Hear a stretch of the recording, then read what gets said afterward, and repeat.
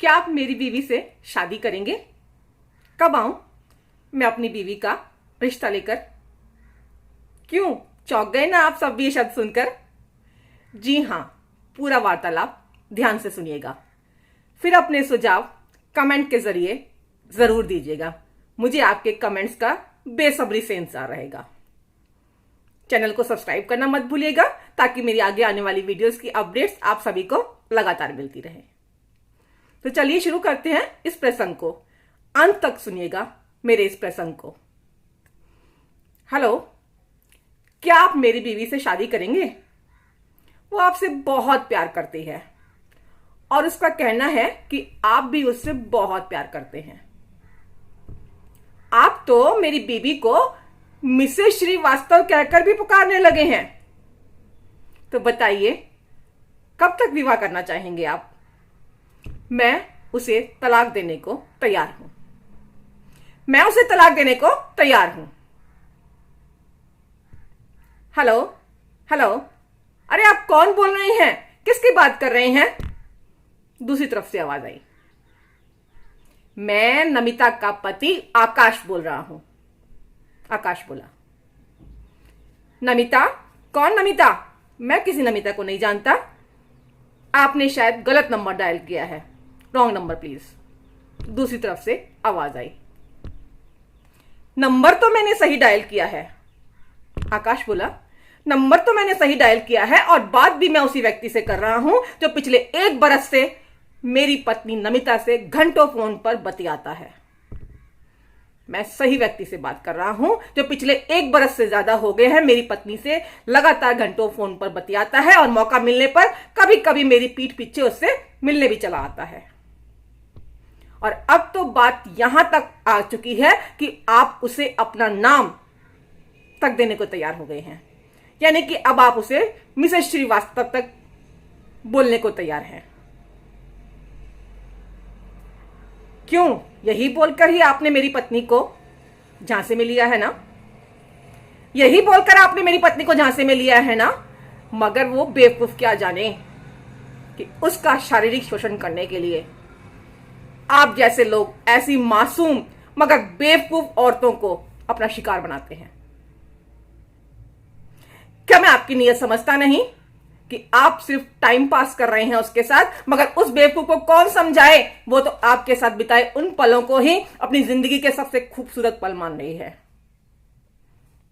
यहां तक कि वो अपने दोनों बच्चों को अगर जरूरत पड़ी तो छोड़ने को भी तैयार है, ये जानते हुए भी कि बच्चे अभी बहुत छोटे हैं और बच्चे अपनी मां के बिना नहीं रह सकते हैं।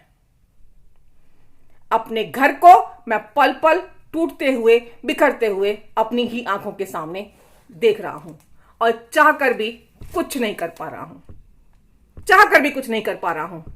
आकाश बोला। हर समस्या का समाधान लेकिन कुछ ना कुछ तो निकालना ही है ना? तो यही सत्य है कि वो भी अब आपके साथ विवाह करके रहने को तैयार है और मैंने भी अब ये मान लिया है और समझ लिया है कि चलो मेरे साथ ना सही, कम से कम आपके साथ तो खुश रहेगी ना? आपके साथ तो खुश रहेगी ना? तो बोलिए, कब विवाह करना चाहते हैं आप? कब विवाह करना चाहते हैं आप मेरी पत्नी के साथ? सुना है आप भी शादीशुदा हैं और अपनी पत्नी की ओर से बहुत ज्यादा परेशान हैं। आपने नमिता को यह भी बताया है कि आप अपनी पत्नी से बहुत जल्दी तलाक भी लेने वाले हैं।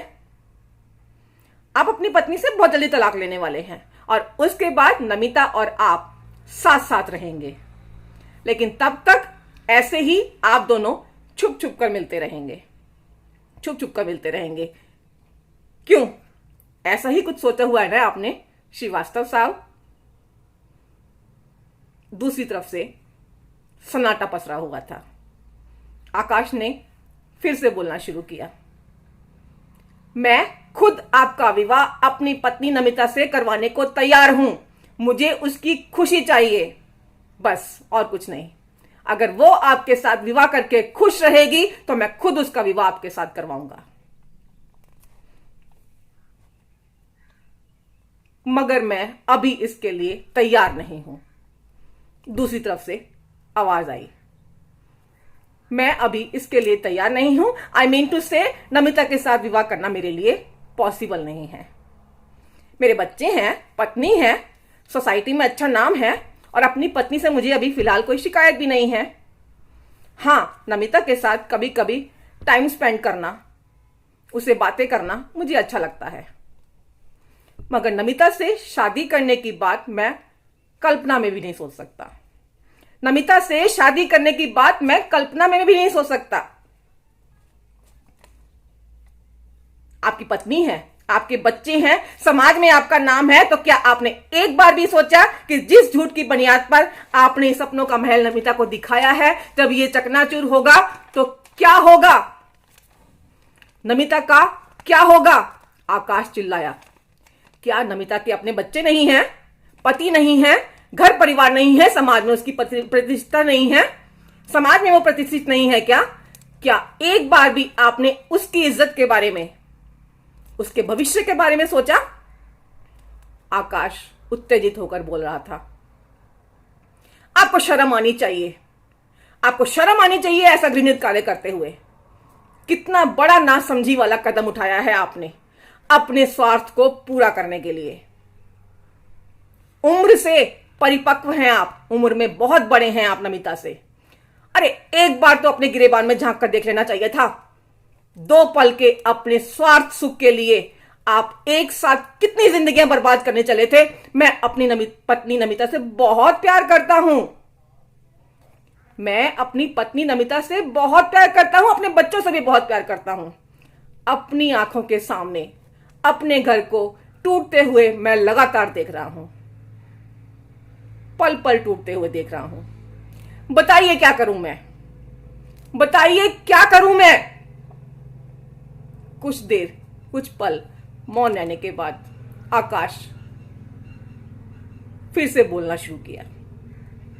मेरी पत्नी नमिता वो नहीं जानती, मेरी पत्नी नमिता नहीं जानती कि मैं आप दोनों के संबंधों के बारे में जान चुका हूं। आपसे वार्तालाप कर रहा हूं, वो ये भी नहीं जानती। मैं चाहता तो गुस्से में आकर उसे घर से बाहर निकाल सकता था, लेकिन उससे होगा क्या? उससे होगा क्या? नमिता का खुद का भविष्य तो खराब होगा ही, मेरे बच्चों का भविष्य भी खराब हो जाएगा। नमिता का खुद का भविष्य तो खराब होगा ही, मेरे बच्चों का भविष्य भी खराब हो जाएगा। मेरे बच्चे बहुत छोटे हैं। कहीं ना कहीं मैं आपके मंसूबे अच्छी तरह से समझ चुका था। नमिता को समझाना मेरे बस में नहीं था। नमिता को समझाता तो वो शायद समझती नहीं इस बात को। इसीलिए आपको फोन लगाकर इस मसले का हल ढूंढना मैंने ज्यादा उचित समझा। अब आप ही बताइए क्या करना चाहिए मुझे, आप ही बताइए क्या करना चाहिए मुझे। मैंने ये फैसला अब आपके ऊपर छोड़ दिया है। मैंने अपना फैसला, अपने परिवार की, अपनी जिंदगी की डोर आपके हाथ छोड़ दी है। बोलिए क्या फैसला है आपका? दूसरी तरफ से आवाज आई, मुझे माफ कर दीजिए आकाश जी, मुझे माफ कर दीजिए आकाश जी। कुछ पल के अपने सुख के लिए मैं इतना स्वार्थी हो गया था, नहीं जानता था कि अनजाने में ही सही मैं एक साथ कितनी जिंदगियां बर्बाद करने चला हूं। मैं खुद नहीं जानता था कि मैं कितनी बड़ी नादानी कर बैठा हूं। मुझे माफ कर दीजिए। आज के बाद मैं आपकी पत्नी की तरफ कभी आंख उठाकर देखूंगा तक नहीं।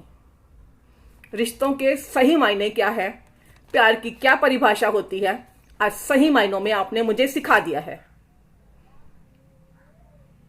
मैं आपकी पत्नी की तरफ कभी आंख उठाकर देखूंगा तक नहीं, कभी नहीं देखूंगा। मेरी गलती माफ करने के लायक तो नहीं है, फिर भी मैं आपसे हाथ जोड़कर माफी मांगता हूं। मैं आपसे हाथ जोड़कर माफी मांगता हूं। मैं नमिता से भी हाथ जोड़कर माफी मांगने को तैयार हूं। सचमुच बहुत ही खुशकिस्मत है नमिता, बहुत खुशकिस्मत है जिसे आप जैसा इतना प्यार करने वाला और समझदार पति मिला, जो रिश्तों की मर्यादा को जानता है, रिश्तों की परिभाषा को जानता है, रिश्तों को संभालना अच्छे से जानता है। मैंने एक बार भी ये नहीं सोचा कि अगर हमारे संबंधों के बारे में आपको पता चला और गुस्से में आकर अगर आपने नमिता को घर से बाहर निकाल दिया, उसे छोड़ दिया, तो नमिता का क्या होगा। मैंने एक बार भी नहीं सोचा, लेकिन अब सोच रहा हूं, अब सोच रहा हूं तो मेरा कलेजा कांप उठता है। अब सोच रहा हूं तो मेरा कलेजा कांप उठता है। आज के बाद आप और आपके परिवार पर मेरी या कभी किसी और की बुरी छाया ना पड़े, ऐसी मैं दुआ करूंगा। आज के बाद आप और आपके परिवार पर किसी की भी बुरी नजर ना पड़े, ऐसी दुआ करूंगा। रिश्तों की मर्यादा क्या होती है मैं अच्छे से जान चुका हूं। माफ करने लायक तो नहीं है मेरी गलती, हो सके तो मुझे माफ कर दीजिएगा। इतना कहकर श्रीवास्तव जी ने फोन डिस्कनेक्ट कर दिया। क्या कहना चाहेंगे आप इस प्रसंग के बारे में? ये एक सत्य घटना है। एक मोटिवेशनल स्पीकर हूं। मोटिवेशनल स्पीकर होने के साथ साथ मैं एक काउंसलर भी हूं। आप मित्र लोग अपनी व्यक्तिगत समस्याओं को लेकर अक्सर मेरे पास आते रहते हैं। शुक्रगुजार हूं आप सभी की, जो आप मुझे इस लायक समझते हैं कि मैं आपकी समस्याओं का निदान कर सकूं। यह प्रसंग भी उसी काउंसलिंग का एक अंश मात्र है। यह प्रसंग उसी काउंसलिंग का एक अंश मात्र है। जब एक विवाहित पुरुष मित्र अपनी पत्नी के संबंध किसी और विवाहित पुरुष के साथ होने पर मेरे सामने अपनी यह समस्या लेकर आए, आसान नहीं था उनके लिए अपनी पत्नी को माफ कर देना। बिल्कुल भी आसान नहीं था, बहुत बुरी तरह टूटे हुए थे। मगर मेरा उन्हें यह कहना कि बच्चों के लिए उन्हें माफ कर दीजिए, बहुत छोटे हैं आपके बच्चे, बच्चों के लिए उन्हें माफ कर दीजिए, बहुत छोटे हैं आपके बच्चे, अभी तुम अकेले उनकी परवरिश नहीं कर पाओगे। इस वक्त इन बच्चों को एक मां की सबसे ज्यादा जरूरत है। बाकी सब भूल जाओ, बाकी सब भूल जाओ और न्याय ईश्वर के हाथ में छोड़ दो, न्याय ईश्वर के हाथ में छोड़ दो। बाद में उन्होंने अपनी पत्नी से भी मेरी बात करवाई। जी, बाद में उन्होंने अपनी पत्नी से भी फोन पर मेरी बात करवाई। वो सचमुच अपने किए पर बहुत शर्मिंदा थी, बहुत शर्मिंदा थी। वक्त लगा दोनों को अपने टूटते बिखरते परिवार को समेटने में, बहुत वक्त लगा। लेकिन कहते हैं वक्त बहुत बड़ा मरहम होता है, वक्त बहुत बड़ा मरहम होता है। आज करीब 2 साल होने को चले हैं। दोनों से अलग अलग बातचीत होती रहती है मेरी। सब कुछ भूलकर आगे बढ़ चुके हैं काफी। एक अच्छी खुशहाल फैमिली और अपने परिवार को अच्छे से संभाल रहे हैं।